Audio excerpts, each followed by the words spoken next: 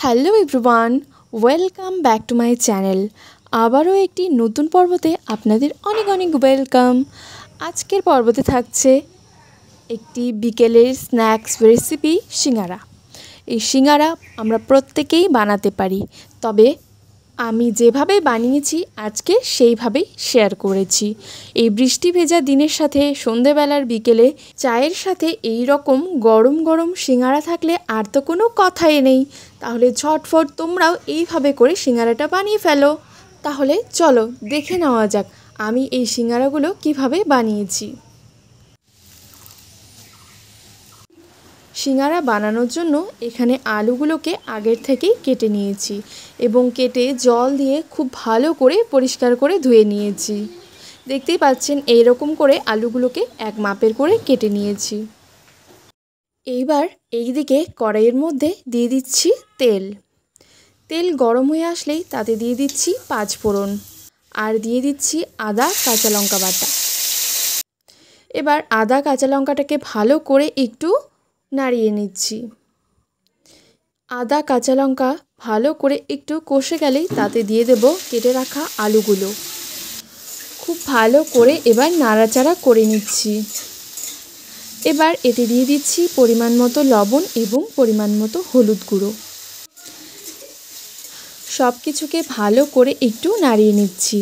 এবার এতে দিয়ে দিচ্ছি লঙ্কার গুঁড়ো এবং লঙ্কার গুঁড়ো দিয়ে আবারও ভালো করে নেড়ে নিচ্ছি। আলুর সাথে সব কিছুকে ভালো করে একটু কষিয়ে নিচ্ছি। সব কিছু ভালো করে কষে গেলে তাতে দিয়ে দিচ্ছি জল। আলুটাকে খুব ভালো করে সেদ্ধ করে নেব। এবার ওপর থেকে দিয়ে দিচ্ছি কসুরি মেথি। এবার আবারও নাড়াচাড়া করে আলুগুলোকে সেদ্ধ করে নেব।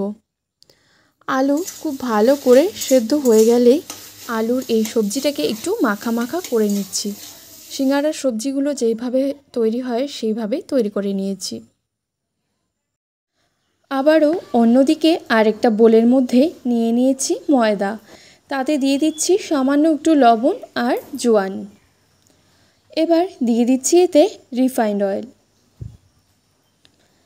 রিফাইন্ড অয়েল দিয়ে এবার সব কিছুকে ভালো করে এবার ময়াম করে নিচ্ছি। ময়ামটা তখনই হবে বুঝতে পারবেন হাতের সাহায্যে যখন একটু মুঠো করবেন, দেখবেন ওটা দলা পাকিয়ে যাচ্ছে। ময়াম ভালো করে দেওয়া হয়ে গেছে।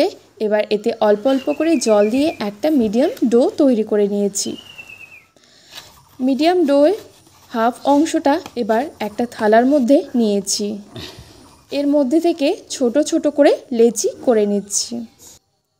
ছোট ছোট লেচিগুলোর একটা অংশকে নিয়ে এবার বেলে নিচ্ছি।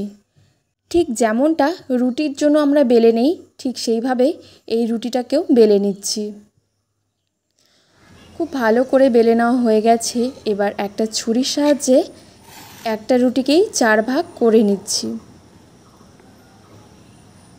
এবার এই 4 ভাগের সব কটা ভাগের মধ্যেই সিঙ্গারার সবজিটা দিয়ে দিয়েছি আর হাতের সাহায্যে এই সিঙ্গারার শেপগুলো দিয়ে দিচ্ছি। খুব ভালো করে এই মুখগুলোকে চেপে চেপে বন্ধ করে দিতে হবে, না হলে ভাজার সময় এই মুখগুলো খুলে যেতে পারে। প্রত্যেকটাই এইভাবে করে সিঙ্গারার শেপ দিয়ে নিচ্ছি। আমি এইভাবে করে সিঙ্গারার শেপগুলো দিচ্ছি, আপনারা চাইলে অন্যভাবেও করে নিতে পারেন। ঠিক একইভাবে করে সব সিঙ্গারাগুলোর একই ডিজাইন দিয়েছি। এবার এই সিঙ্গারাগুলোকে একদম কম আঁচে রেখে তেলটা সামান্য একটু গরম হয়েছে তাতেই আমি সিঙ্গারাগুলোকে দিয়ে দিচ্ছি। এবার ফ্লেমটাকে একটু মাঝারি করে সিঙ্গারাগুলোকে ভেজে নিচ্ছি। একদম প্রথমেই হাই ফ্লেমে একদমই সিঙ্গারা ভাজতে যাবেন না, তাহলে কি হবে ওপরেরটা তাড়াতাড়ি ভাজা হয়ে যাবে এবং ভেতরের অংশগুলো সবই কাঁচা থেকে যাবে। একদম লো ফ্লেমে এখন সিঙ্গারাগুলোকে ভেজে নিচ্ছি। খুব ভালোভাবে এই সিঙ্গারাগুলোকে ভাজা হয়ে গেছে। এবার এগুলোকে তুলে নিচ্ছি। খুব সহজেই তৈরি হয়ে গেল একদম দোকানের মতো সিঙ্গারা। এই বৃষ্টির দিনে বাইরে যেয়ে আর দোকানে সিঙ্গারা খেতে হবে না, বাড়িতেই তৈরি করে ফেলুন এই রকম টেস্টি টেস্টি সিঙ্গারা। সন্ধেবেলা চায়ের সাথে এরকম সিঙ্গারা থাকলে আর তো কোনো কথাই হবে না।